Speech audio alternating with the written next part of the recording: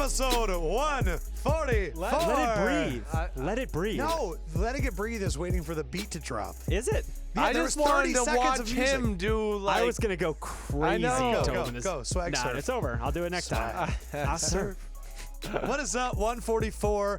We're a little jacked up. Simmons and I just got to sit down with Terrell Davis for like 30 minutes. He was fun. We are going to do a double interview episode coming out on Wednesday of next week. It's going to be Terrell Davis and Emmitt Smith. Yeah. After the end of this podcast, you get to hear Simmons and I on a conference call with LeVeon Bell. Boom, boom. And the first thing that he said to LeVeon Bell was, "Oh, I hear a child in the background. When I had a child, I put my wife's breast milk in my protein shakes." Bam. I don't hope know if there. I don't know if we got it on audio, so Right. I'm saying it now just in case. Oh, I'm just letting you know, breast milk. You want to explain the science behind that for our listeners at There's home? a lot of protein Sure. in there. Well, it's not even about the protein. I mean, there's a reason you see mothers post-birth or young infant childs that never get sick when they're breastfeeding because the breast milk has all these things that strengthen your immune system. Right. I mean, I know you're laughing, but I'm these not are laughing. true No, things. this is science. And yeah. it just happened to me by chance because, of course, I had lost my spleen. And my little boy Philip was born in Nashville, Tennessee. It was 2010, and I was still playing. And I was having issues with my immune system, and my wife sometimes would pump. Right? Have you ever seen a woman pump breast milk? Yep. Right? I mean, it's like a machine they use like the cows. I'm like, aware. It's I'm hilarious. aware of what it is. Right, yes. and then she would put it in the freezer. It's like and freeze steroids. it in case I wasn't home, right? Or she wasn't home, and I Right. had to feed the baby, whatever. Please tell me that you took it without her knowing the first time. I don't even know. I don't think so. I just went in there. By the way, I didn't know if I asked her or not, but I just cut it off. It's like a block of ice, and I Put wasn't it like in your protein shake. Yeah, I had chocolate protein with whole milk, and then I put Hershey syrup in it. I wasn't like, I wonder what my wife's titties taste like. Man, it's not the titty taste I remember. Yeah, you opened it up for that. I'm going to be honest. I did. If I'm Philip, your son, Right. I'm a little upset. Man, Philip. Maybe he'd be a little bit bigger and stronger if he weren't drinking all of his milk. Gosh, I don't know. He's strong, and I am the My weird. son's 110th percentile. Well, You're one of those parents, aren't you? I know my kids. I am the parent though. My kids have not been vaccinated.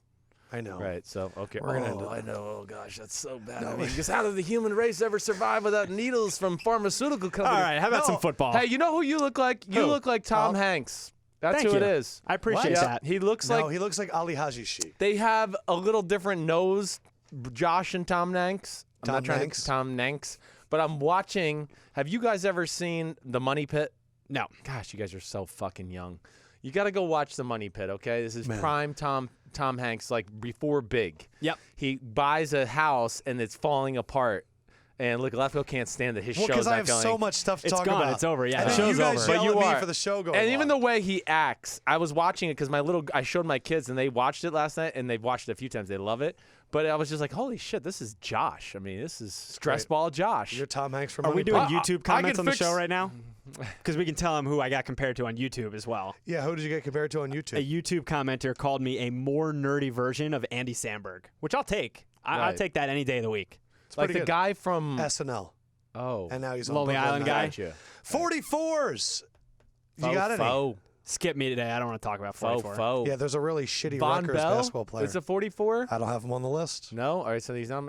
There's a 40. I thought there was a 44. Is Marcus Williams is 43? No. See, I look like Andy Samberg. Yeah, a little bit. A little bit. Okay. The guy up in Syracuse, the running back. Yeah, What the hell's his name? there are 3 of them. I know, but We'll get to that in a second. Okay, hold the on. Syracuse. It's a legendary. I went to Syracuse. Hold this is on. a point in my heart. I know. There's 3 44s in the history of Syracuse. Well, Jim Brown's one of them. Yep. And then the other guy that had the issues. And Ernie Davis. Ernie Davis. And Floyd Little. Floyd All Little. wore 44 like Man. right in a row.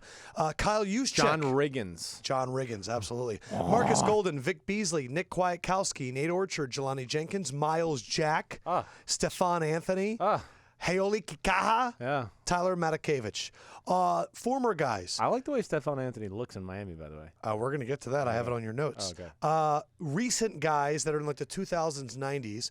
Matt Asiata, Javid Best, Right. Ahmad Bradshaw, Man. Najee Davenport, Some good 44s James right there. Starks, Ooh. Heath Evans. A little awkward. Well, he's having a tough week. He's one of those NFL Network guys. He's had better. Marshall Faulk and all the Ike Taylor and Damn. Yeah, I don't know what's going to happen there. man. It's a little scary, but go ahead, about the rest of your 44s. Dallas Clark, Yep. Chuck Foreman, Minnesota running back, fullback, 5-time Pro Bowler. Eric Warfield. Dick LeBeau wore 44. Damn, there's some good ones in 44. Some good names here in all-time guys. Leroy Kelly, Hall of Famer, 6-time Pro Bowler, Cleveland in the 60s. He's won Super Bowls and NFL championships. Yep. Donnie Anderson. I didn't know him. I'm not going to lie. Go ahead. Donnie Anderson, Green Bay running back and punter, 2-time Super Bowl champ, 2-time NFL champ. His nickname was the Golden Palomino. Incredible nickname. And then John Riggins, 44s. Crank up that diesel. You ever seen that NFL film, son? No. You guys are, No, but I know the NFL films of Riggo. Well, but they do that like the Super Bowl where he wins the game when they beat the Dolphins, right? Yeah, they show when the kicker tried to they throw showed the the ball. Black Indian in the stands. He always used to dress up at all. Yeah. And he was a black man that dressed up like a Native American. Native American, right? And he's on there going, "Let's crank up that diesel." I think he's trying to do a car start there. Yeah, but it comes out like that. Yeah. NBA guys, Danny Ainge, Sean Bradley, Derek Coleman, Austin Crozier, George Gervin, Chuck Hayes, Dan Issel. Man, he was fucking good. Damn. Rick Mahorn, Cherokee Parks, Keith Van Horn, Jerry Rest, Keith the Van logo. Horn, my old neighbor. What? Yeah. And then my Keith Van Horn? Yeah, we're Keith going to get Van to that in Horn. a second. Yeah. One of my favorite guys ever, Pistol Pete Maravich. Oh, man. All right, you were neighbors with Keith Van Horn? Pistol Pete, that's a good movie, too. You got people need to watch Me and that. my dad used to watch Pistol Pete, like instructional videos and his movie. But wait, you live next to Keith Van Horn? when was this? So he got drafted by the Nets, Yes. right? Keith Van Horn's my guy. Well, yeah, he lived about 5 when I was growing up, about 4 or 5 houses down on Marsh Street, Stonewall Court, Franklin Lakes, No New Jersey. shit. Yep. So you're like a teenager. And yeah, I'm a teenager. Exactly right. I'm somewhere in 8th grade, high school. We had Nets season tickets at the time, so it's really cool.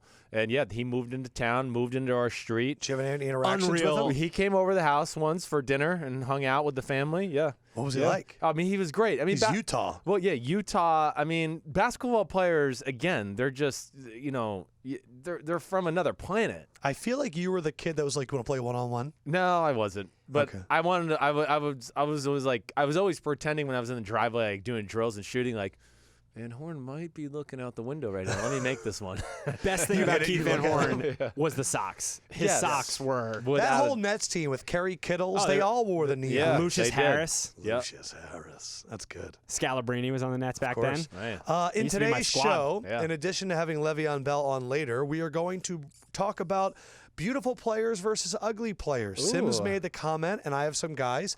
The all-timers, and I want to know if they're beautiful or ugly. We're going Okay. to only test the best. Yep. We're going to do our live Pro Bowl voting.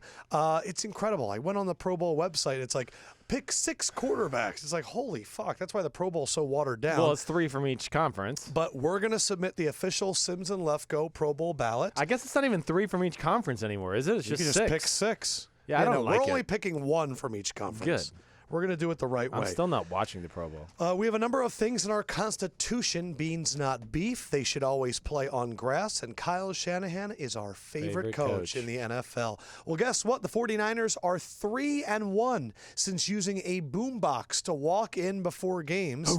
Nick Cray, Coach Kyle Shanahan's assistant and 49ers on-field DJ, is the one that picks the song and walks around with this enormous boombox. Kyle's quote, "I know the players. They like the music," Shanahan said after the win. "It gets them going," which I don't disagree with. I do too. My question for you, what music does Kyle Shanahan listen Oh, to? gosh. I mean, If it was his druthers, what would he be playing? he's before not the a game? rap guy as much anymore. I mean, he was obsessed with Lil Wayne back in the day. I mean, Lollipop, obsessed. lollipop. Oh, my gosh. Everything. You couldn't go over to his house without having go, "Hey, you got to listen to this little verse right here. Oh, it's the best verse I ever heard." It was constantly. Now, he's into I can't even come up with the guys that he listens to What now. kind of music? It's Hip-hop? almost like hipster. I don't know. I want to say it's like Lana Del Rey, like Jack.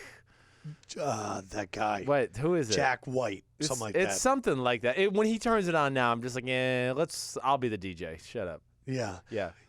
Simmons revealed Jack to us. Johnson? Oh, Maybe it is Jack It might be Johnson. Jack Johnson. Like the reggae, not reggae, Yeah. but he's like island music guy. Yes, he loves Jack Johnson.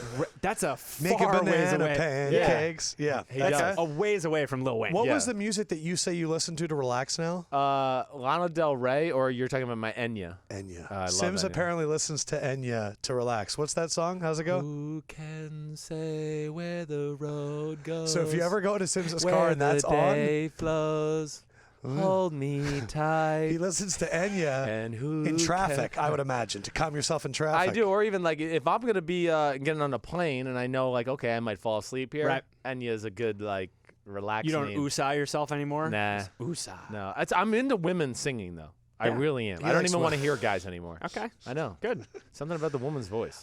Now, because we have been staunch supporters of San Francisco the entire year, KCC Browning 11 tweeted at us, since everyone that you guys love ends up getting hurt, can you give a little less love towards Jimmy G? Us Niners fans just got a glimpse of hope. We don't need that mush curse to come upon us.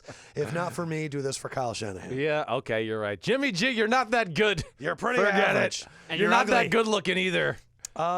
Sims, do you know what happened at 10:16 last night? At 10? 10:16 last night. Do you know what happened? Roy Moore lost. Nope. Darn it. Wow, that did happen. I think it was around 10:23 they called it. Aaron Rodgers is back. Yeah. It is Aaron Rodgers. Hold on, I want to do that one more time. That's how I want him to come on the field. Like, I want Brett Hundley to take a snap, and all of a sudden it's like, what's that? Out of the Aaron Rodgers. I'm back.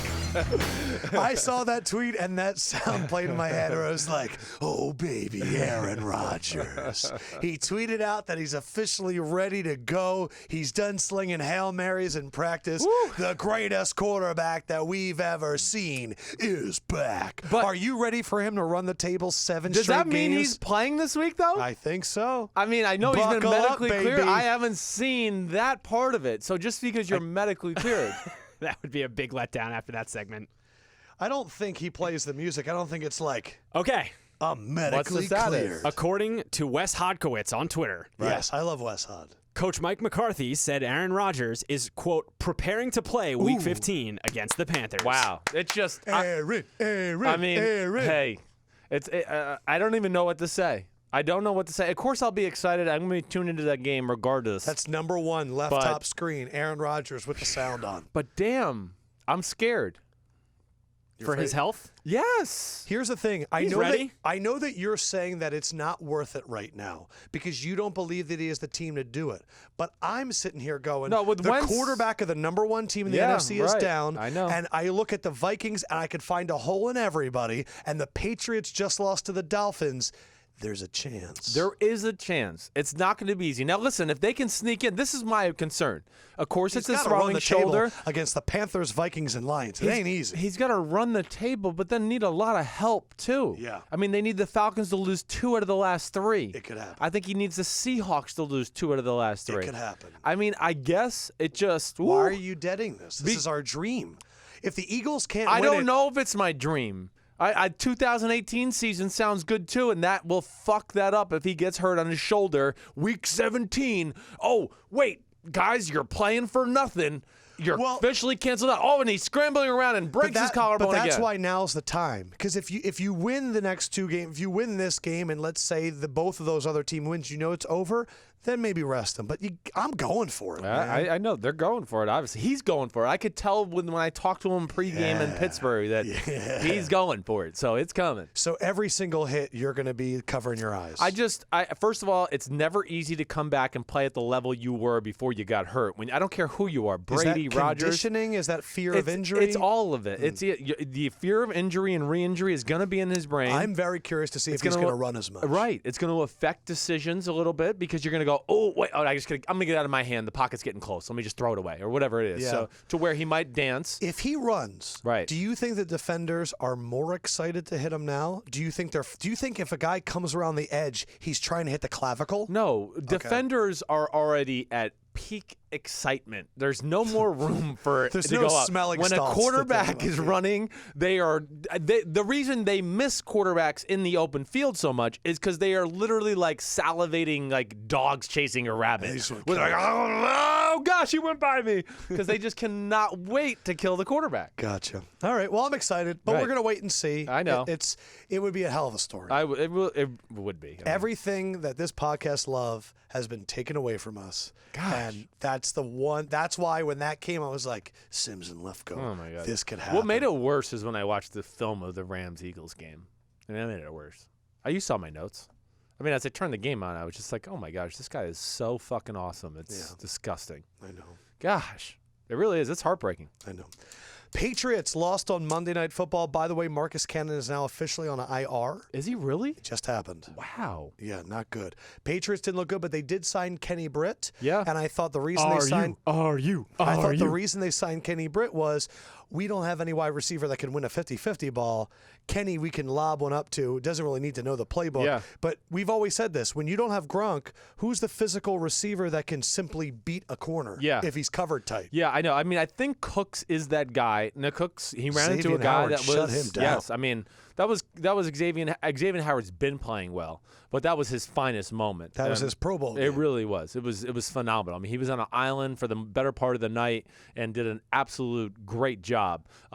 Like we talked about the first time they played, though. Remember? I mean, the first time we played, you said they were all over them. They covered the crap out of them, except for like 3 plays where they busted coverages. Props to Jay Cutler for having a great game on a national stage, too. Yes. Proud of him. But then I'll also say this about the Patriots.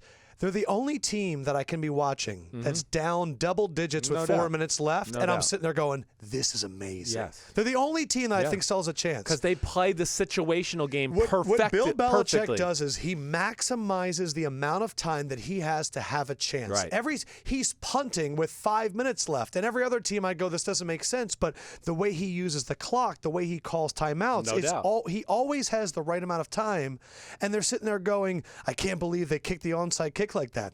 I've never seen an onside kick like that, so why not try something that's never been done? Exactly right. That's gonna catch on. It's going to catch on. The not even getting set, just going. Just everybody stand in a little bunch on the opposite side of the kickers and let him kick a little dribbler, and they're going to charge. They're it's like make the XFL. Right. That's what I mean. It's going to make a mosh pit of it. They're going to make like a rugby scrum where the lead blocker is going to hit the people there, and then they're going to have people behind it to jump on. Can you hit people even if you're not 10 yards? Yes. Then why not? I know. Right.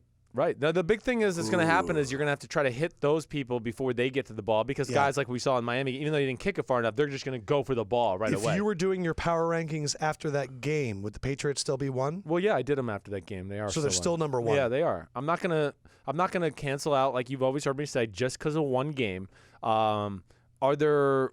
There's a lot of things that play into this. I mean, first of all, they had some great players missing on both sides of the ball. Gronk is the best tight end in the history of football, and you're missing guys on defense like Van Noy and Dietrich Wise and Trey Flowers, who I would argue are their 3 best front 7 players. When Gruden didn't know who Dietrich Wise was, that was one of the first times ever. I was like, Dan, what have you been? What the heck? He didn't even not know. He goes, Dietrich, I don't even know what his last name is. Right. And then McDonough was like, Wise, and I was like, Sims has been talking about this guy all year. I was shocked by that. I mean, I never questioned Gruden's, but I heard that, and I actually thought the same thing. I was like, damn, that's so weird. unlike Gruden to be like that. I think Miami is a South Beach is a trap. Just to let you know a little bit, it really is, Lefkoe. Because the party scene? No, just because think about it. Like you're in the Northeast, right? And you're freezing cold. And you get off the plane, and you're like, damn, this is nice. Whatever. And you naturally take your foot off the pedal. And then you walk into that stadium, and it's not that home field advantage. So there's nothing to get charged up for. Gotcha. Well, that's why I think Kyle with the boombox. Right. He's like, look, we need the music because I want these guys to be fucking ready to go. I like that shit. I do too. Patriots though. When they lost earlier this year and they were not playing well, there were people that jumped off the bandwagon. I said, are you fucking dumb? How many times do you need to see this story? I saw people doing it after Monday. Maybe this is the end. And I'm sitting there going, I don't understand how after all these years you can question them ever. I'm never going to do it. No, don't. I'm not falling into that trap. No. I mean, there's a part of me that thinks that's the worst thing that could have fucking happened to the Pittsburgh Steelers this week. You're right. I mean, now New England's going to go back and refocus, and Bill's going to be pissed. And the game's in New England too, right? No, it's in Pittsburgh. Okay, I don't know. Yeah. But, no, I thought coming after a loss, when does Belichick ever lose after a loss? Yeah, it's really rare. Pittsburgh. Yeah. Yeah. All right. So Sims said that he believes that attractive players have a better chance of success than unattractive players. Based on what reasoning? Nothing. I'm just saying this, that over my years, a lot of the good players, the alpha males in the locker room, happen to be handsome guys along with that. I get you. It's not 100% foolproof, but I'm saying for the more times than not, the star receivers I played with or running backs were good-looking guys. Just so you know, Right. when we get to draft season, we are going to have some times where I'm going to put up just random draft guys. Right, like Saquon Barkley. But what, Handsome as hell, so gonna I'm be not a even going star. to tell you their names. Right. I'm just going to show you their headshot, And see if you're they're going to good. say, are they good or not? That's what we're going to do. Come draft. It's going to be really good. Okay. But right now, I went and I got the top 5 in terms of total yards for passers, rushers, receiving, interceptions, and sacks to see if it works. Okay. So I'm going to go through the list, and you guys tell me attractive or not. You want to pull up the picture just so you can We see know them? we know these guys. Okay. The reason I just did want it is to make because sure these he guys. knew in case he had to chime in. Yep, I got you. I'll pull them up. First one is the toughest one. The number 1 total yards passer of all time, Peyton Manning. Yeah, Payton he's not the most handsome guy ever. He's not. No. He kind of disproves your He's theory a little got bit. a 5 head and he's got a long neck and no, you're right. I'm going to say he would be the He's an outlier. He's an outlier. Let's Right. see if he's an outlier. He's not ugly, but I'm just saying he's not overly handsome. Brett Favre. I think Brett Favre's a handsome guy. think Brett Favre's And a handsome guy. I think I've heard a lot of women say that. Looks Here's great in the jeans. Yeah. Here's Great an with a interesting- silver beard too. Drew Brees. Well, you got to look past the birthmark on his cheek. I never even brought it up. I Why know, are you- well, because that's what Apparently people you always can. talk about. Well, I can. Remember when Oprah thought it was chocolate? Right. Holy shit. Oh. One of the best clips online ever is Oprah licks her finger and touches his cheek on TV, and he goes, oh, no, that's not anything. I don't think Drew Brees is an unattractive man. He's more attractive than Peyton. He's a Yes. handsome dude. He is. I think he's a nice Okay. guy. I think if And then- women saw him coming to the bar, they'd go, "Oh yeah, he's a handsome guy. I would definitely date him." 4 and 5 are Brady and Marino. Handsome, Okay. handsome. Great, I mean, great. come on, that's off the charts. I mean, Off the charts? Off the charts Who's more handsomeness. attractive, Brady or Marino? They're I am both already they're loving both this segment. handsome. They're both handsome. Marino has these crystal blue eyes I that know. are just magical. But then I Tom probably Brady would has go like with a chin of the perfect gods. chin. He has like the chin of like Mr. Incredible. Yeah. So I'm going with Brady though. Okay. This is going to be a lot of fun. I've just decided that we're doing this every week. So send us players that you think you don't know if they're attractive or unattractive, and we'll tell you. Top rushers of all time. Number 1, I like Josh likes it. Emmitt Smith. I sat next to him yesterday. Yeah. I think Emmitt Smith is an attractive dude. I agree. He's got Handsome nice man. eyes. Right. He's got good facial hair. No doubt. He's I got a mean, nice bald head. No, I'm no gonna say doubt. attractive. Yeah, symmetrical. Walter Payton Oh, definite handsome guy. Yes, without Yeah. a doubt. kind of had like a Michael Jackson like thriller Jerry look to it. curl. Like, Yes. Yes. All right. But a more masculine face and forehead. And This is a guy that I have a theory that if you see someone's face a lot, you think they're attractive just because you see, but I don't Yeah, know. right. Barry Sanders. Ooh. I don't know if Barry Sanders was attractive. I wouldn't say attractive. I say my phrase I would use with him is he's a pleasant looking fellow. But I wouldn't go see him in the bar and go, well, that guy's really handsome. All the girls are going to love him. We only have one ugly guy thus far, and it's Payton. Number 4 is Curtis Martin. I think Curtis Martin's a very attractive man. No doubt about it. Frank Gore is number 5. Did you know that Ooh. Frank Gore is top 5 all time right now, I rushing? did not. I did not. I thought we were going to do the top 5 guys of today right now. I No, didn't we're even doing know. all-time guys. Oof, man. Frank Gore, I do not think is an attractive man. I You've known him a long time. You go to dinner with Frank I Gore. have gone to dinner Are you with him. willing to say on this podcast that he's not attractive? know. might I'm not make going to dinner say awkward. that. I could make dinner awkward. I'm not going to say that. I don't think he's Let's look at his unattractive, picture. but I'm not going to say that he's Come on. the most handsome guy ever. Come no. on. Yeah. Come on. Yeah. Hey, he gets to give his answer. So right now, Payton is the outlier for passers, Right. and Frank Gore is the outlier for runners. Yeah. You can't look at a picture with his helmet on, Josh. All right, It's Google Images. There's a million up there. receptions. Jerry Rice. Yeah. I think Jerry Rice is, I don't know. No, when Jerry had hair and was younger, he was a handsome guy. Terrell Owens. I think Terrell Owens is an attractive man. I do too. But I think his personality makes him more attractive. The fact that he's got a big smile and he's always happy and a whatever. great else. smile. Yes. Top 5 smile. Yeah. Larry Fitzgerald, Good Yeah, looking dude. without a doubt. Randy Moss, I think so too. and then Isaac Bruce. Extremely handsome. Saw him in person last week. Handsome guy. I don't know. Yeah. You don't know? I thought Isaac Bruce was a pretty good looking guy. Here's where it gets interesting. Right. When you go to all-time interception guys, they're from a different decade. Right. They're all from like the 60s and 70s. Right. So I have some of their pictures, and I think this is where I think your theory, offensive stars are attractive. I don't think all defensive stars are attractive. I'm just thinking they're the Ray Lewises of the world. Right. I don't think Ed Reed's attractive. No, he's not the most. But you're right. You're right. Defense could be a little different of an think it's animal a little to bit a degree. different. Yeah, they're a little more raw. They're a little more animal-ish. Number one interception of all time is In a Paul, respectful way. Is Paul Gosh. Krause. Is the number one leader in interceptions. Paul Krause is ugly as sin. I don't think he's ugly. I mean, what is he missing a tooth there? I mean, Okay, yeah, that's that's a not sign his of fault. beauty. Next one is Emlyn Tunnel, a.k.a. his nickname was the Gremlin, Sims. His nickname was the Gremlin. Then Rod Woodson. I think Rod Woodson's an attractive man. yes. I mean, those first two guys are black and white pictures from the 50s and 60s. Night Train Lane. I always thought he was somewhat handsome. I don't know if I've ever really looked at him with his. And then Ken Riley. Yeah, I've seen better. I mean, Okay. he's not the. Yeah, And then the all-time sacks. I've always thought Bruce Smith was an attractive man. he is. I thought he was like made of a statue. No doubt. Reggie White, Yep. Kevin Green. Mm-hmm. I'm not going to let you tell me that Kevin Green's a beautiful man. He's a nice-looking man. He's a handsome man. What's not good-looking about? What's wrong with him? He just looks like he woke up on his friend's couch. It doesn't mean anything. I mean, he's just grungy looking. Okay, great. Well, you can't just But grungy. I'm talking about facial features, the overall look of the man, his This is all- chin, his forehead, his nose. He is not an ugly guy. And then it was Julius Peppers and Chris Dolman. Okay. So I think that we're learning Julius is not the best looking guy in the world. No. Okay. I mean, Julius is he's like a giant creature. I don't even know if we call him human. I mean that with all due respect to Julius because he's my man. So I think what I'm realizing is, okay, I'm seeing a direct correlation on offense, Right. not so much on defense. I think it would hold more true in the new age, though, Okay. especially because it's becoming a more commercial sport, and I think the good-looking kids are more willing to want to play now. Well, like Jalen Ramsey, handsome as hell. You've mentioned that a lot. I think you Khalil kind of have Mack. a crush on Jalen Ramsey. I do. I've told you I do. I mean, I got a man crush on him, yes. I think you go through the list there. Do you think Carson Wentz is attractive? In a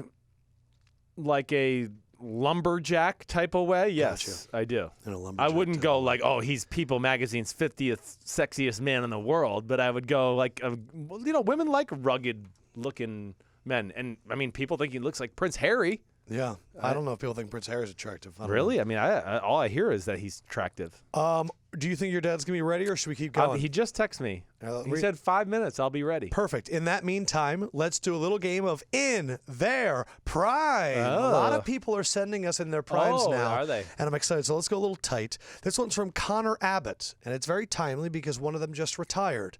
Devin Hester or Dante Hall? Ooh.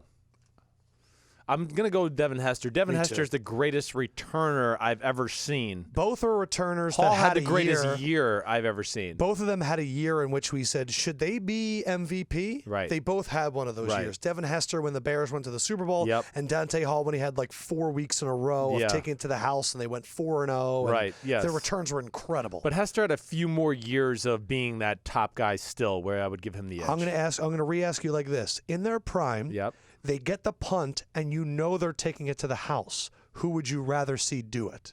And you're in the stadium for it. Hester. Really? I'm a little flawed because of this. Nathan Vasher, right? Yes, Who was on Texas. my Texas team, And right? a long-time Bear. He had the 109-yard Yes. missed field goal that he returned for a one of the touchdown. first guys to do it. One of the first guys to do it, right. Then I'll just say this. So me and Nate Vash were talking. He had just got to Chicago. We're on the phone. And Nate Vash was one of the fastest guys I ever played with. I mean, ever. I mean, and I don't care, pros or college. Yeah. And I just remember I asked him about Devin Hester, and he was like, oh, Sims. Oh, he is fast. I mean, he was like. What accent is that? It's like his Texarkana. That's where he's from. He is fast. That's how he talks. He is fast. He is fast, Sims. I'm telling you. And I just remember when I was like, oh, my gosh, for Nate to be saying that, Yeah. then I knew it was another level of speed. In their prime, Philip Smyer asks, Dan Marino or Brett Favre? This goes back to Wow. Sims's quarterback rankings. They're both in his top 5. They are. Gosh, Dan damn. Marino or Brett Favre in their prime. Gonna go Brett Favre. Wow. Yeah, just because I think Brett had a little more mobility. Both, like, all right, so if I broke it down like this, intangibles, leadership, all off the charts. Like, not worried about both that. of them. Arm strength, off the charts. I would say Brett Favre had a little bit stronger of an arm in his prime. Marino had the quicker release. Had the little quicker release. Who was more accurate? It was a close one. I mean, Favre was very accurate. But he also took a lot of chances. He would take chances, yes. So I would probably go Marino as more accurate. But Favre wasn't behind. Favre overall because of mobility. I think so. I think he can make some plays in his prime where you would just more times and not like, oh my gosh, how do you escape that? And that is what happens when you win a Super Bowl. People give you the benefit of the doubt. Yeah. I'm just kidding. Smack and Cheese 24, Sean Taylor or Brian Dawkins. Oh my God. It's tough. One career was cut short. Yeah, I mean, and I really in their prime. I know. Their best years. Oof. Gosh. Damn, this might be the toughest one I've had yet. Wow. Yeah, because, I mean, I know how good B-Doc is and was, and I didn't get to actually play against B-Doc. I was on the field as a backup. And I got to play against Sean Taylor. And Sean Taylor was a scary figure to play against. And, of course, it's a shame he died and before his time was over. I think in their prime, I think I would go Sean Taylor. More physically impressive. He was bigger and faster. He was just a special guy, right? Yeah. I mean, that's not a knock on Brian Dawkins. I hope anybody's not taking that. B-Doc was amazing. You see how he's like looking at me right now? Well, because like I actually nervous? feel bad. I feel bad. I'm more thinking about B-Doc because I just think so highly of him. Yeah. But Sean Taylor was a guy that could be like strong safety, and you're like, oh shit, he's down the box. He's going to stop the run. We might have to worry about. And then when he Sprint was back at free yards. safety, I was always like, oh shit, let me keep my eye on Sean. Dawkins could do both too, but Yes. Sean was just bigger and faster. Yeah. From the iTunes comments, Dave Malazzo and Dom, your boys again. What up, They're all in the Malazzos? iTunes comments.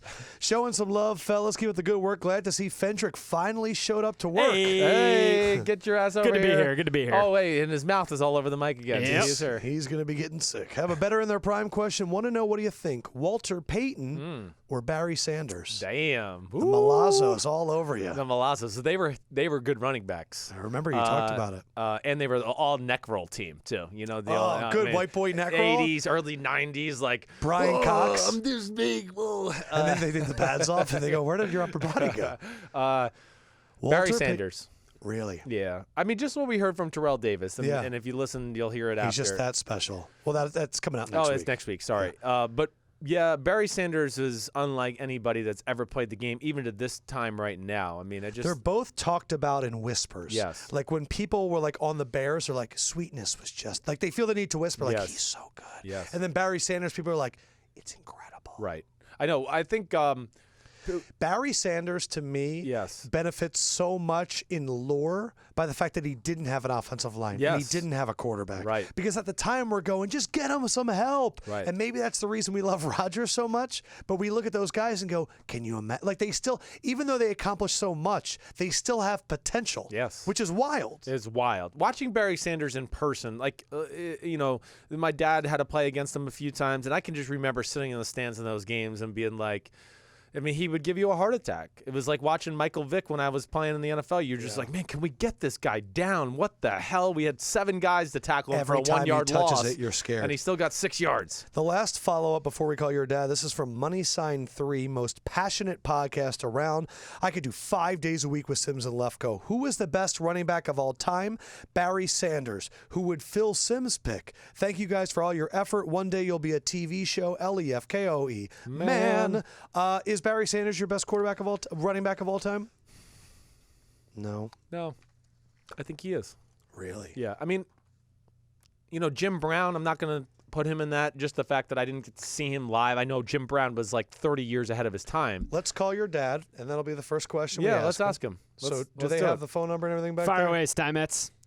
But, yeah, I think Barry Sanders, just in my lifetime, like, again, Walter Payton, I was a young kid, but I've, of course, watched all his old highlights, and they're amazing.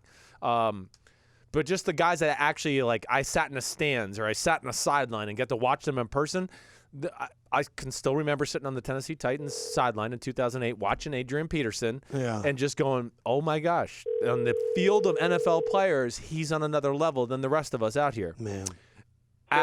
add to this is I'm glad you're. What up, Big Sims? Yo, Big Phil. Is I can remember Dad the first time he saw Adrian Pederson. He called you. He called me and goes, Christopher, have you ever seen Adrian Pederson in person? And I was like, yeah. And he goes, it's special. And I was like, I know. It really is. Big Phil, we had a commenter say, I want to know who Big Phil thinks is the best running back of all time. He said Barry Sanders. The commenter did. What do you say? Barry Sanders, listen, I grew up when I was young. What? I used to run out in the yard during the NFL game of the week in Louisville, Kentucky. Would have been who? Come on. This is a question for you, Adam, not you, Christopher. Who would have been the local team for me as a young kid growing up? This is in what, the 30s? Well, you're a funny dude. Remind me to slap the back of your head when I see you next time, but go ahead. So, man, well, did you see Johnny Unitas playing when you were growing up? Sure. Okay, so in that area. But he wouldn't have been my local team. Local team. It's got to be Kentucky? Kentucky's got to be Chicago, Cleveland. Bingo. Jim Brown, then. Right. Bingo. Damn. So I would watch Jim Brown on that dirt field. Right. After about a quarter, if they were losing, I'd be moaning and groaning. My dad said, "Get out of the house, boy." And we would go outside and play, and he'd open up the window. Browns are winning now, and I'd like, oh man, where's the jinx? Whatever. So Jim Brown. You grew up a Browns fan? Player, and to me, he's the greatest running back of all time. This is a fascinating concept to me. I hear it all the time. A guy grows up, he roots for a team, he gets drafted by a different team, and he tells everybody, I'm not a fan of that team anymore. It's dead. That's not how it works.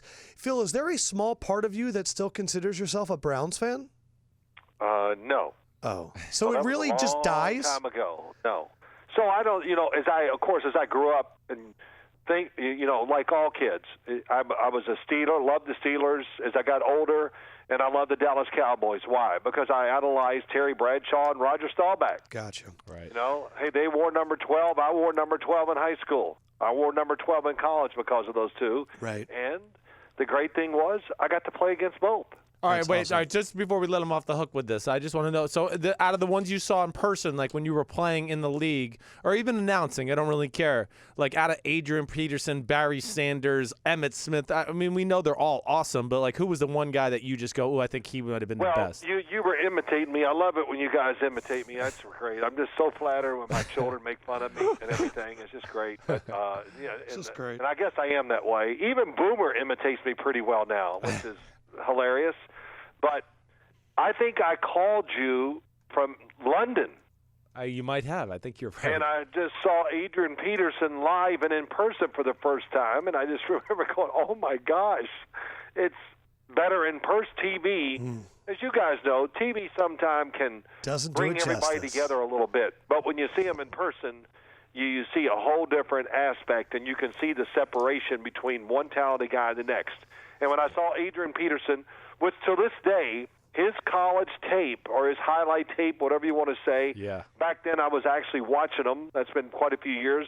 But I remember watching it go, and still to this day, it's the best highlight tape I've ever watched of a college player. Right. So I would say Adrian Pederson is the one that just really, just blew me away when I saw him in person, that's for sure. We are Phillin Time with Big Phil Sims, the LeVar Ball of football. Oh, yeah. I wish. I wasn't that smart. But we can all, it's like we all can make fun of him, and he's going, yeah, let me show you another check I just got. Exactly. All right, so LeVar Sims. The give and take there. You have asked me trivia questions before, and I think a new part of me talking to you is I want to ask you just like some current pop culture stuff and just see how you do, okay? I can't wait for this. I am going to shoot a big zero. Good. Perfect. But go ahead. This isn't a trivia question. I'm curious. Do you watch Young Sheldon? The show on CBS? No, I do not. Good. And I couldn't even tell you who it is. That sounds... no, I did. I've seen a promo for him on TV, yes. Yeah, it's the little kid. On CBS? I don't know who watches Young Sheldon, and I just want to know if Big Phil watched Young Sheldon. All right, my only trivia question for the day is, Big Phil, what are the Migos? What are the Migos? Yeah, what are the Migos? I've never heard of it. Take a guess. It's a singing group. Wow. What kind of music? Well, let's see. I'm trying to think what He's it could be. Googling. He's Googling. No, isn't he? he's not that. No, I'm not Googling. He There's couldn't no type way. that fast enough. My stupid computer at my desk never works. I have to get the one I carry around to work, and I'm not going to waste the time. He's a chicken pecker. They're a rap group. They are a rap group. Bam. Yeah, I'm Phil all over Sims. it, brother, and I didn't even. Whoop, whoop. Scoot, scoot. Whoop, whoop. Okay. All right, ask a Good. question to your dad. That was great. Is that all One you for got? one. I mean, this is the show today. This is all you guys are bringing to me. Phil, This I is have to carry everything all the time. yeah, ask him a question. I can't. I don't even have a question for him. But wait, just ask you this: anything you want to talk about? Yeah, what do you want to Hey, talk I about? just want to say this. Everybody now is a genius, right? Oh, yeah, of course. Well, you knew Carson Wentz was going to get hurt. This is my other guy now talking. Right. I That's like what this. Boomer makes fun of me the way, oh, you went into sarcastic Phil. Or Phil that Sims's third other guy person, voice. Or whatever. I don't care. And I said, yeah, we're all geniuses after the fact. And I said, yes, we got Carson Wentz at quarterback. I want to go, hey, Carson, could you be a little less athletic? Could you be a little less strong? And don't make those laser throws down the field all the time. We don't want that because of, I've heard quite a few people complain about it, and they did to me, and I just go, wait, hold on. He's young.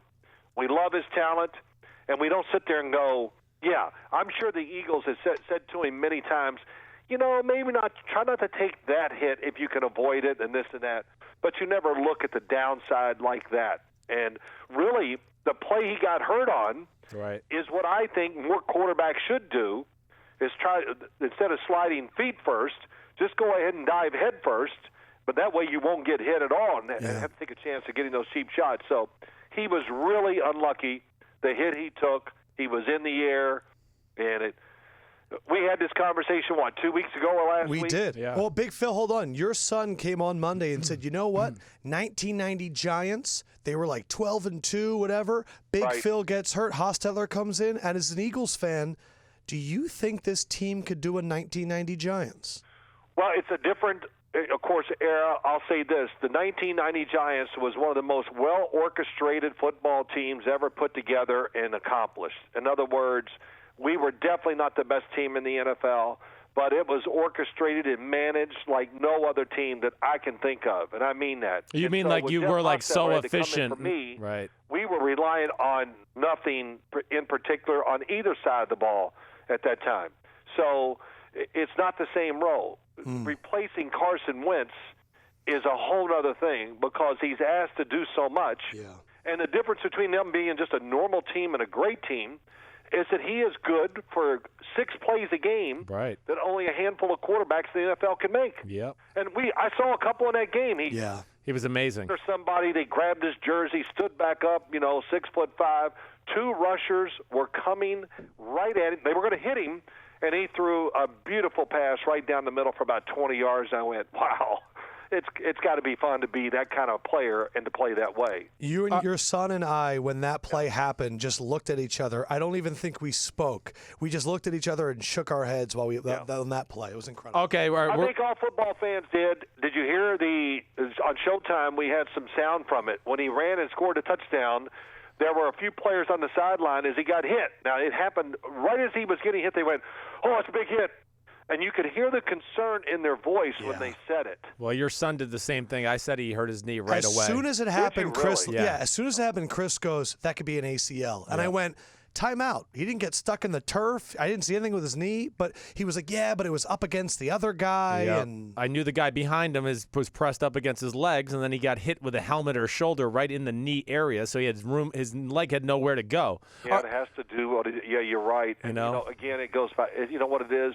It just think how fast. Was that Mark Barron who hit him from one side? It was Barron. He's so fast. Yes. I mean, they're so fast. Yeah. back in Phil's day, they didn't even use their ACLs. I never heard of an old guy getting an ACL. Listen, that's the first time I've seen an ACL injury from that aspect. In other words, hit like that where it happened. I can't think of one offhand, and it's tough. But can the Eagles? Let me just finish this. Can the Eagles do it still? Yes. They can. Right. They're good enough to still go through this and get to the Super Bowl for many reasons. You know all those. But they got to manage the game differently now on both sides of the ball to make up for not having Carson Wentz. And Doug Peterson's got to call the plays in a different sequence. Right. and protect this quarterback. First and foremost, what's the number one thing you have to do when you're designing a game plan each week? What's the number one thing? Protect the quarterback. Now I'm giving you the quiz again, Adam. Protect the quarterback. Yeah. How are we going to protect our quarterback? Let's decide that, and then let's start drawing up all those great plays we have in our mind that are going to work. And if you don't do that, then your quarterback is going to get hurt sooner or later. So Quarterback it's about is protection. toast. All right. Really got to make sure now. All right, so we're going to hang up on you, but I want to know this. You get one word answer. I just want who's the leader in the NFC right now? If you don't have the Eagles, who's your team you would say right now if you had to pick one to go to the Super Bowl? Eagles, Vikings, Rams, Saints, Panthers, let's say Falcons and Seahawks. And Packers with Aaron Rodgers back. Right. Who's the one team you'd bet on right now? Just say just get one. Just get one. We're hanging up on you as soon as you finish the word. Wow. Well, Yep. I might just hang on here and let this draw out. So what do you think about that? Minnesota. Minnesota. There it is. Minnesota. Thanks, Big Phil. You're the man. All right. See you, Love Dad. you. See ya. By the way, Phil is the man. Phil is brought to you by Chris Sims. Thank you. The local sponsor. It is time for the official Sims and Lefkoe Pro Bowl voting. We have no long said the Pro Bowl is stupid. We have long said that the rosters of the Pro Bowl are dumb. We are not going to vote for 6 quarterbacks and 8 running backs.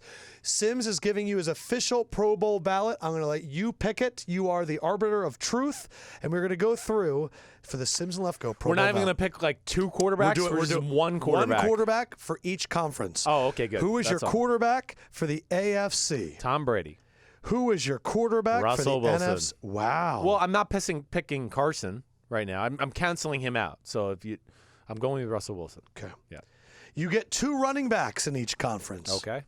Who will you be picking in the AFC? I am picking. I'm going to cast these votes. So Tom Brady Mm-hmm. and Russell Wilson. Okay. The AFC's easy. I think. Man, there's actually not as easy as I thought. But I'm going to go with LeVeon Bell and Kareem Hunt. Bell and Hunt. He continues the Right, vote I for get you. 2 AFC, right? Yeah, that's it. Yeah. And All then I right. get 2 NFC. And then who's going to be your NFC? Gurley is 1. Okay. He's had a great year. Alvin Kamara is the other. Wow. Who are you leaving out? I'm leaving out Jordan Howard. I'm leaving out Mark Ingram. I'm leaving out Leonard Fournette for the AFC. Wow, your man crush. I know. Hunt over Leonard Fournette. Yeah, just because, Fournette hasn't got to show himself ever since he hurt his right leg. I thought last week was as good as he's looked. I thought he was really close to being back to normal. Yeah. But then he missed practice Proud today. that you put Kamara in. That's my guy. Yeah. 3 wide receivers in the AFC. Oh, all right. So Antonio Brown, we know Okay. that. That's for sure. Man. Oof. Oh, shit. Oof. Damn. So here's the decision. Antonio Brown, DeAndre Hopkins, Keenan Allen, Tyreek Hill, A.J. Green. Those are the 5 guys in the AFC I look at So that Brown stand is a above. definite. Brown is a definite. My team, gosh, as phenomenal of a year as DeAndre Hopkins has had. My team, I want Tyreek Hill. Tyreek Hill is still the most dangerous guy Brown, at the receiver position. Tyreek Hill, and you get one more. Oh, and for the AFC, sorry. Yeah.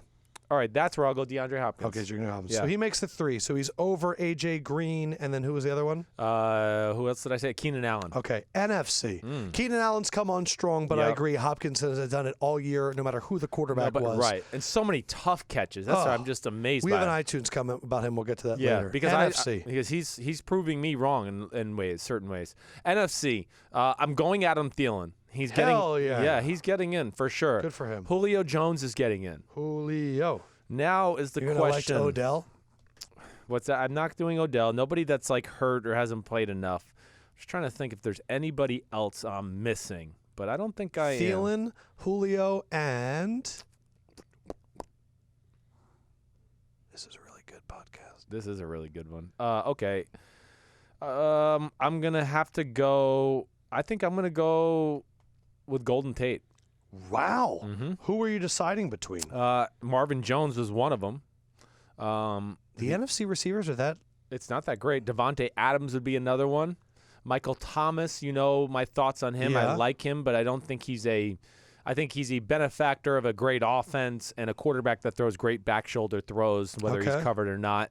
No, I don't think I'm really missing anybody there. Wow. I'm going to pull up the teams just to make sure. Well, but I think I'm right. Let's do tight ends. Who do you have in the AFC tight end? All You're right. going to go Kelsey No, or I'm Gronk? right with the receivers. That's good. We're That's good interesting. there. I didn't. A lot of better receivers in the AFC.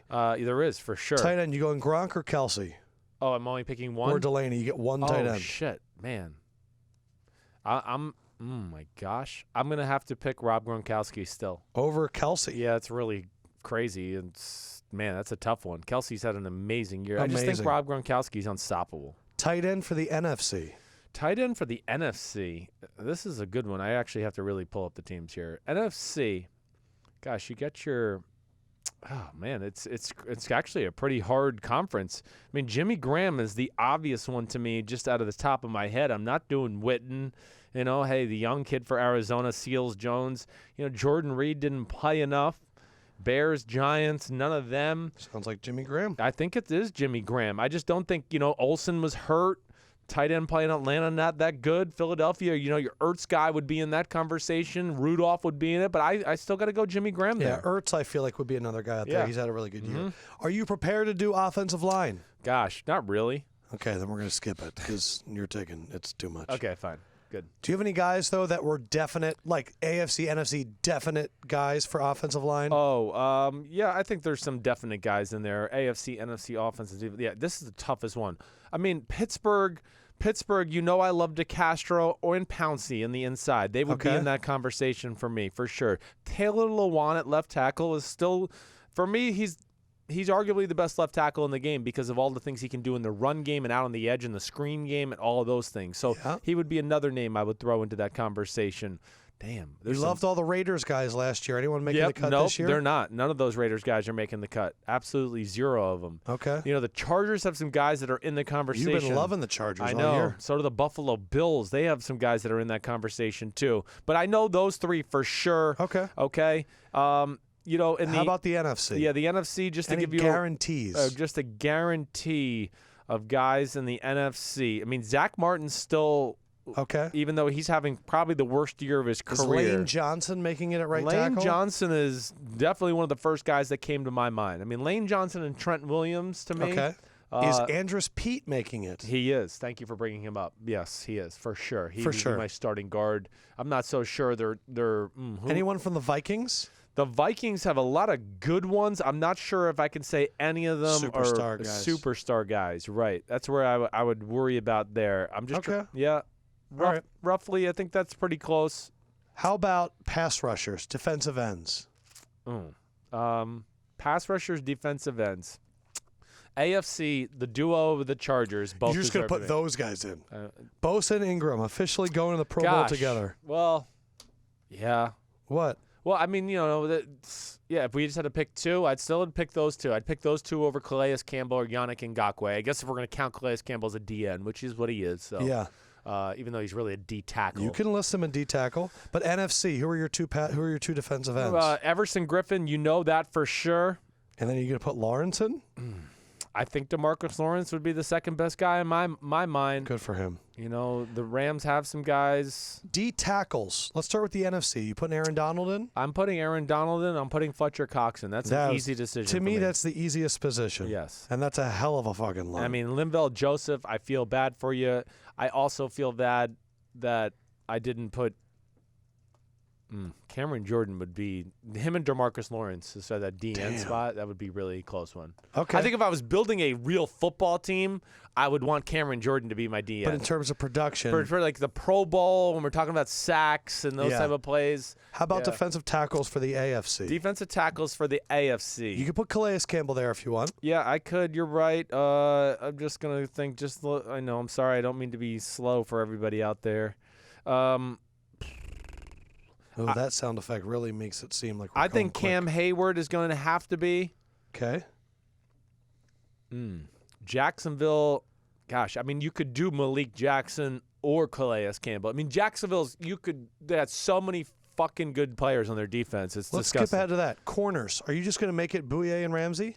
In the AFC, I think so. I think they're legitimately the number one and number two corners in football. Wow. I'm not trying to sugarcoat anything about that. And then how about for the NFC? The NFC, Xavier Rhodes is one of them. I can say that without even batting an eye.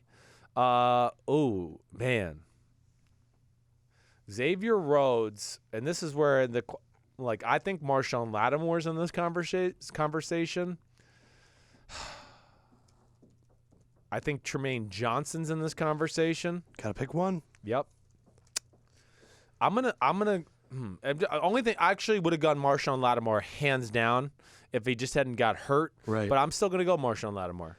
You want to do linebackers? Gosh, linebackers, NFC. Ogletree is one. Wow. Yeah. You were very impressed with him on film. Kuechly? This is where Deion Jones is my other one. Wow. Yeah. Now, if I have another guy, gosh damn, I got 3 guys Who between are they? Kuechly, Barr, and Kendricks. Wow. I'm going to go Kendricks over Kuechly. You're going to go Eric Kendricks over Luke Kuechly. I am. To me, Eric Kendricks can fuck up run plays more than Luke Kuechly. Luke Kuechly's got phenomenal feel, coverage. He can, call out a play before it happens. But he can't necessarily just there's a pulling guard in the hole, and I'm going to fuck him up and screw up the whole play. He can't necessarily do that, and Kendricks can do that. AFC linebackers. Gosh, I mean, I left Bobby Wagner in that conversation. Yeah, too. how are you going to leave out the defensive MVP, possibly? He's not for me.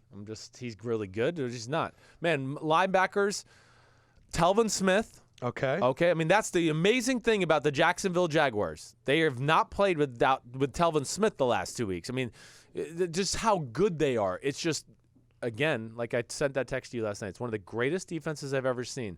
The Jacksonville Jaguars are the first defense in the history of football that could lead the league in sacks, Scoring? turnovers, and defensive scoring. Right, that's how no special they defense are. has ever done so it. everybody, just whether they get to the Super Bowl or get in the playoffs, just appreciate it these last few weeks because that's how special they are. Okay, I want to put Ryan Shazier in just because he deserves it. And Shazier, Telvin Smith, and you Yep. get one more. And one more. Uno más is going to be C.J. Mosley. Interesting. Yeah. I think he's the guy, though. I don't think there's anybody else there that's in that level. I mean, yeah, I don't. How about safeties? And this is it. This is officially safeties? Your team. Devin McCourty in the AFC. Devin McCourty, everybody's got to realize how awesome Devin McCourty is. For the Patriots. Oh, my gosh. I mean, first of all, he's the only guy on the field the other night in Monday Night Football. I mean, Kenyon Drake, middle of the field, can go either way, 40 yards this way, 40 yards that way, tackled on the spot. He's amazing. Yeah, you wrote best open field tackler in the game. He really is. And, I mean, he's the only guy that gets, hey, it's 3rd and 4. Can you man up the slot receiver, Jakeem Grant, and cover him? Yeah. Oh, you got beat? Okay. Yeah, he got beat. Oh, negative on PFF. Oh, that's a negative grade. Yeah, but he's the only fucking safety in football that'll be asked to cover that guy. Okay, so him one, sorry. And the other one is going to be, I'm going to go to Sean Gibson. Oh, I mean, you just have so many The Jaguars Jaguars they're stacked. So it's hard. NFC safeties. Okay, I'm going to take him. him. Gosh, there's some safeties in the AFC. Who? I'm going to take Jamal Adams. I'll erase the Jacksonville one for the sake of we have too many guys from Jacksonville. It's really unfair. I know. And then NFC safeties. NFC safeties.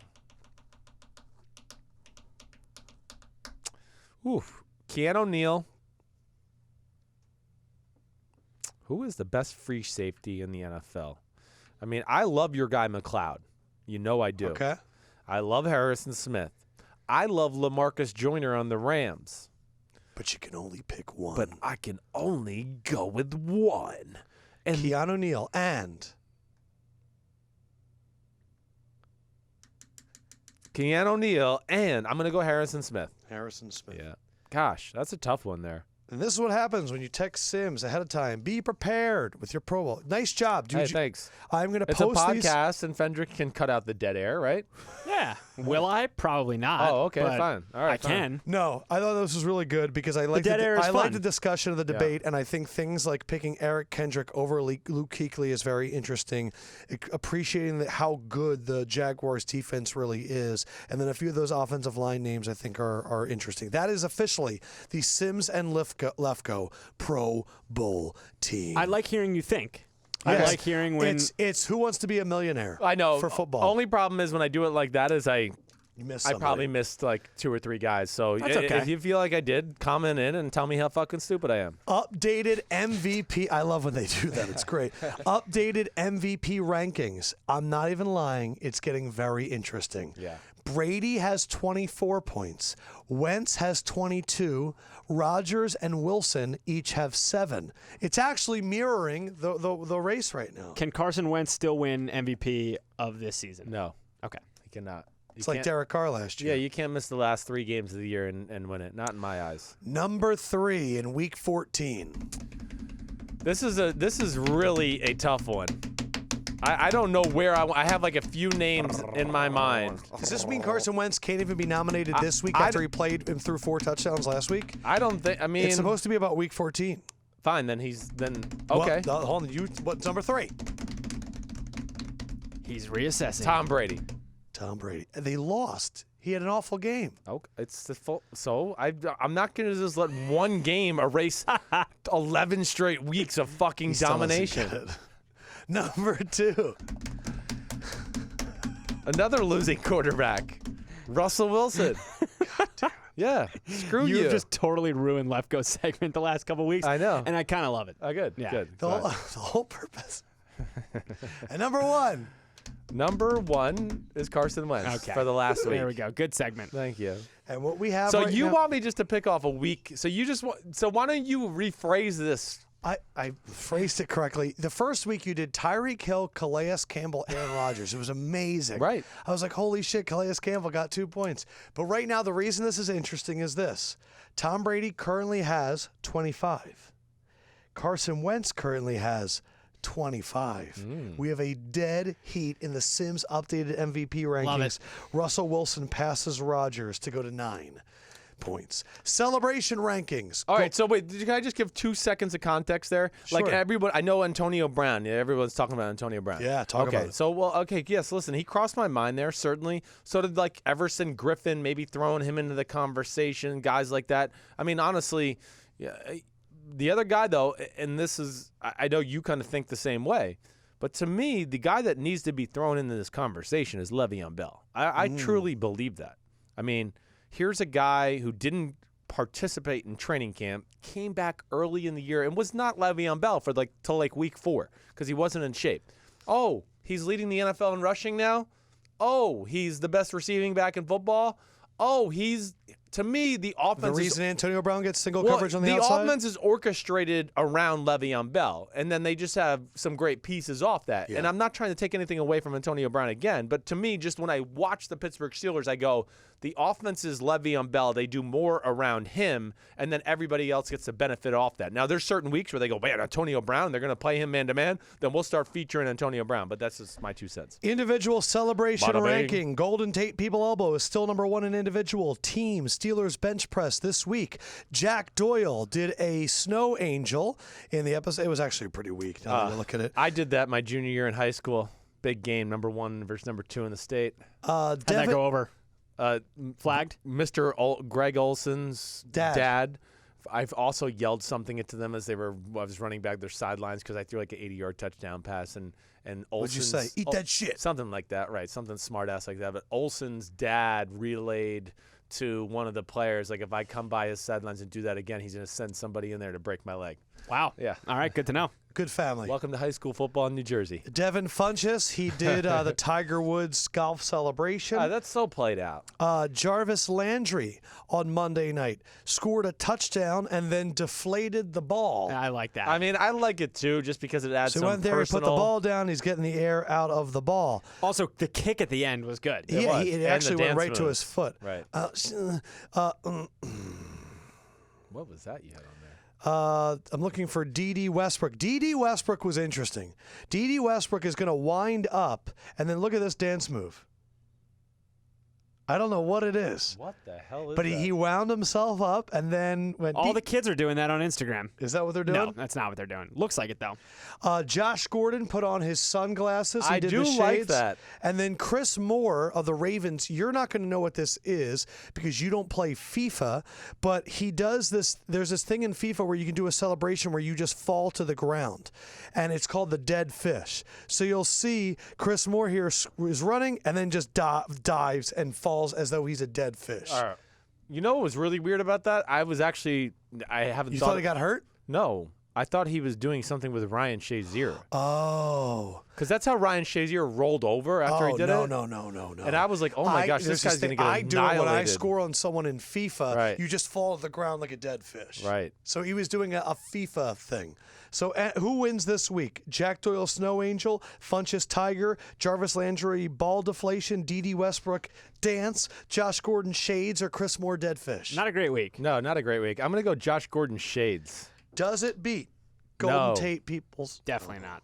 Definitely not. Not that my vote counts. We have 3 group celebrations. First one, D.D. Keelan Cole rode Leonard Fournette, right. jumped on his back. Right.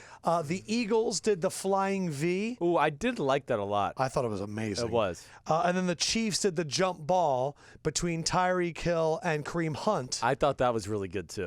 Kareem Hunt, by the way, his vertical 36.5. Tyreek Hill, his vertical 40.5. So Oops. Tyreek Hill would have won the jump ball. But of those 3, the riding Fournette's back, the Eagles Flying V, which I thought was really gorgeous. I'm going to go the Flying V, too. I liked it. I did. I really liked the jump ball, too. It's a shame they're on the same week here. But Eagles Flying V or Steelers bench press? Oh, you don't own Pennsylvania in this department. Bench press still wins. Sorry. Damn. Yeah. It was nice that your Eagles flew west I in actually formation. thought the Flying V was harder to do than the bench press.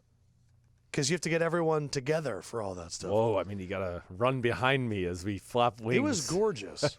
Fuck you. All right, I got to go quick because apparently the podcast is going to be record time again. We do have LeVeon Bell coming up, so we'll do quick iTunes comments here. First one is just someone telling us that we're awesome and we think you're awesome, DPEG23. Thanks, DPEG. Guys, just started listening in August, immediately hooked. I listened to every podcast. I've used Sims's information and Lefkoe's knowledge for a different perspective. I live in Louisiana, but I travel to Pennsylvania once a month. It helps me get where I need to go. Keep on spreading the knowledge. Respect. What up, homie? Now we have 2 that are Vikings related. Anasokian. It's Russell Wilson's world, and we're just living it. Regular listen to the podcast. Still laughing that about a month ago, Chris learned that you could charge stuff from your laptop. Weird fact of the day that we're missing on, Adam Thielen is the quickest player to get 900 yards for the Vikings. Plus, the show name for the Warren Sapp and Phil Sims can be What's Sappening Phil. I like that. Jay Bizzle 2893. Sims and Lefkoe make the 8 hours of work seem like 20 minutes. I wish this show was 7 days a week. So do we. And maybe Lefkoe does. Show us the money, Bleacher Report, and we'll do it 7 days a week. Lefkoe, from a Vikings fan to an Eagles fan, good luck the rest of the way. I think the Vikings defense versus Wentz and the Eagles offense would have made a spectacular NFC title game, win or lose. Keep making audio magic, guys. Skull. What up, Skull? Vikings. All right, now we have a bunch of Raider stuff. First one is going to be from Will Val. Good show. Listen to it ritually. Good duo. LA Raider Nation for life. The Raiders. The Raiders. Cream 14. Joe from Raider fucking Nation. I love the show, guys. I've been telling my friends about the podcast since day one. And I love to say, preach. I told you so. Now that they're realizing how cool it is and Sims hits superstardom. Congratulations. Thank you. You're a superstar. Thank you. You guys should call the Warren Sapp segment What's Sacking Sapp with Warren Sapp. Ooh. Now to my question. After hearing that we know Downing will be out in Oakland, who do you think Oakland should hire to get the most out of Carr and Cooper? Ooh, that's I'm a high school football coach, and from my point of view, they never really have had chemistry with one another. The talent is there, but they're not meshing. Gosh, that's a really good question. I mean, we get so many questions about Raiders fans trying to rebuild stuff. Oh, I know. The Raiders got a lot of work ahead of them. You know, they definitely need something new at the offensive coordinator position. I mean, the first guys I would think about are just like Matt LaFleur, like quarterback coach for the Rams under McVay, who's been with Kyle Shanahan. Those are guys I look at that I know they have potential. You know, it's hard for me to answer all these on the spot. I'd have to go through some of like the quarterback coaches and things like that. But teams that I look at where I value their offense more than anything, and I think, okay, and they should look at members of these staffs. Yeah, these staffs, just more than anything. The Saints, the Patriots, the Steelers. I would look at the Rams, like I said. And after that, I'm coming to a halt. But those are the teams I look at. Maybe somebody off the Washington Redskins staff. Okay. But when we get into this part of the year, I will give you more specific names. This one's catching me off guard, but that's what I would do. Heshem S. writes, awesome podcast. Sims and Lefkoe are like Starsky and Hutch. They complement each other so well. They appreciate how real we are. He says, as a Raiders fan, I'm freaking frustrating day in, day out seeing this offense fall flat on its face. What the hell is going on? Yep. We know Downing is a big factor, but what's up with Derek Carr? Yeah, Derek Carr, and I know you read my notes, and I know I've written it a few times. He's not having his best year. We know that. And, of course, a lot of that is to do with the offense. The scheme is not as creative. And I was hopeful early in the year, but it never really grew into anything more than what I saw the first 2 or 3 weeks of the season. O-line has not been as good. Run game hasn't been as good. That all affects Derek Carr. But the biggest thing for me, Derek Carr stepping into throws. I saw this a little at Fresno State. Last year, he did not do it as much. But when he does not step in the throws, Lefkoe, when he wants to throw, if we're just standing in a clock, right? Yeah. 12 o'clock is straight ahead. When he wants to throw the ball at 12 o'clock, he steps at 9 o'clock or at 10 o'clock more than anybody I know, where he should be stepping at like 11:30. Was he doing that last night? He was doing it no, not as much. He's always been able to do it. It's one of the parts of his he's gifts. very gifted, yeah. He is gifted, and he's got great upper body turn. He's got a great arm flexibility, so he can just flick it. But if you want to make 25-yard throws into tight windows, that's not going to work. No.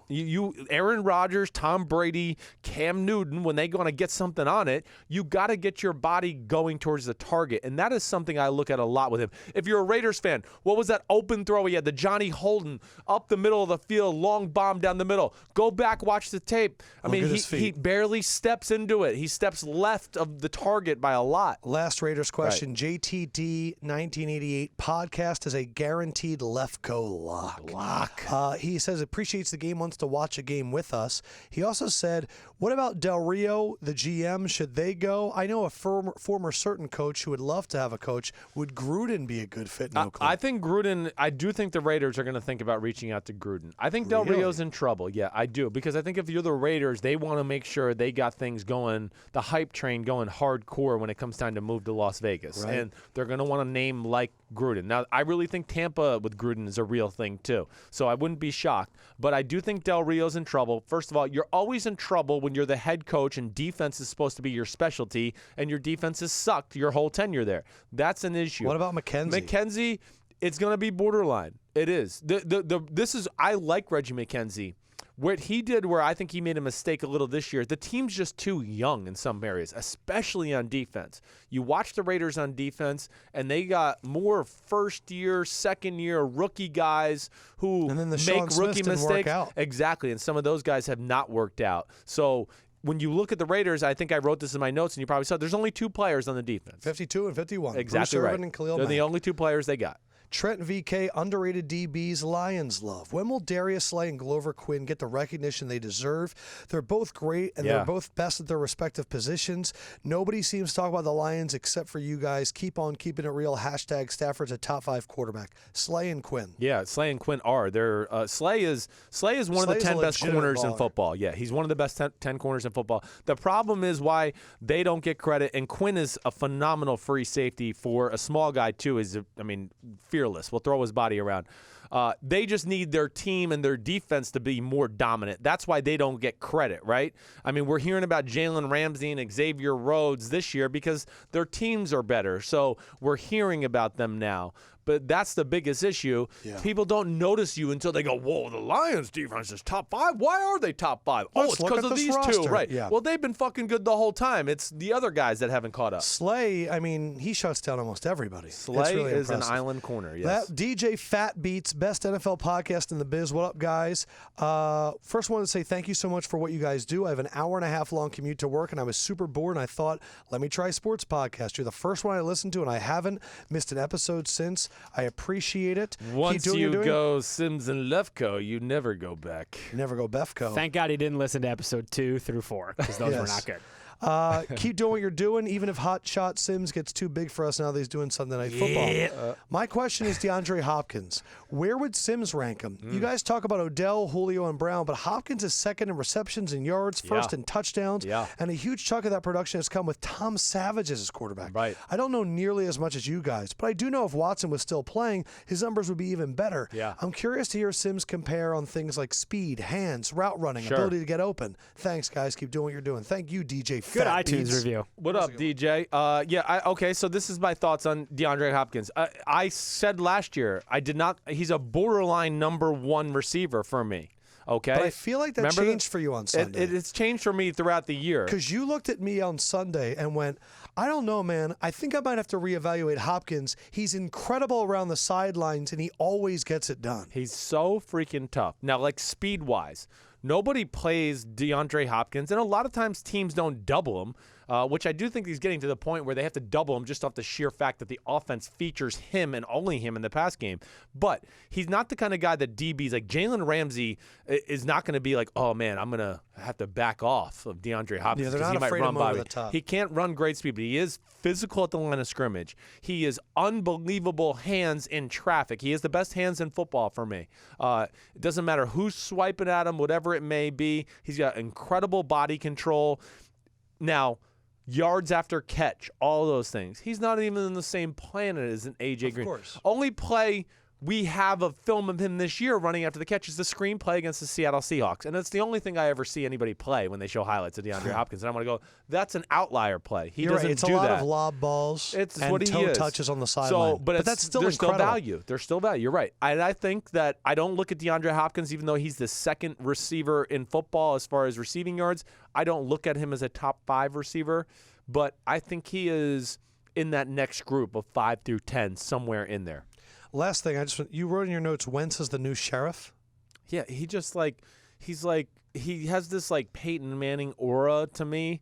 Or it's like where I used to like say it was like John Wayne. Like he just, don't worry guys, I'm on the field now. We gonna be okay. I'll figure it out. I'll get my 6-shooter out and we'll make it happen. I mean, that's what he is to me. Like he just walks around like he's the man. That's how Peyton used to walk around. Awesome. You're the man. Next week, I am bringing back the Lefkoe vital statistics. Cool. Do you remember that? When we like would guess like what they were last year? Yes. I love that. So it's going to be the red zone. Yeah. Combined with third down, combined with all that Great. stuff. I mean, I'm not a consistent looker at those stats, so Yes. I'll have fun guessing. What with I those. do is, if you guys don't remember from last year, I find the vital statistics that I think are very important in the playoffs. Time of possession, third down, Right. turnover margin, all that stuff, and we're going to keep updating and see where these teams are. I think it's a good way of finding out who is ready for the playoffs. Yeah, agreed. That was another jam-packed episode, 144. Tomorrow, I don't know if we're having Warren Sapp on. Maybe you could text him. We'll see. Yeah. Shut up is what Josh is trying to tell that's you. not what he's upset about. But we are going to be doing our picks. I think I actually made money, but Sims I lost money. definitely Did lost I lose money. all my money? I don't know. You lost the Seahawks. I was 8-8 without the spread. Holy fuck. So, I mean, what can I have been with this spread? You're in trouble. Yeah. Coming up next, we have LeVeon Bell, the star running back, and Sims talking about breast milk. For Chris Sims. Peace out, homies. For Josh Fendrick. Good night, everybody. Good evening. And the Lefkoe Man. says good night. Love you so much. Check us out on YouTube. Just type in Sims and Lefkoe. Hit us up on Twitter or Instagram at Sims and Lefkoe. And as always, if you leave a 5-star iTunes review, I will read it to Josh Fendrick's dismay. We love you guys so much. You are all swell, and we will holler at you guys. He's trying to make up with him before he gets off air. Don't be too mad at me, Joshy.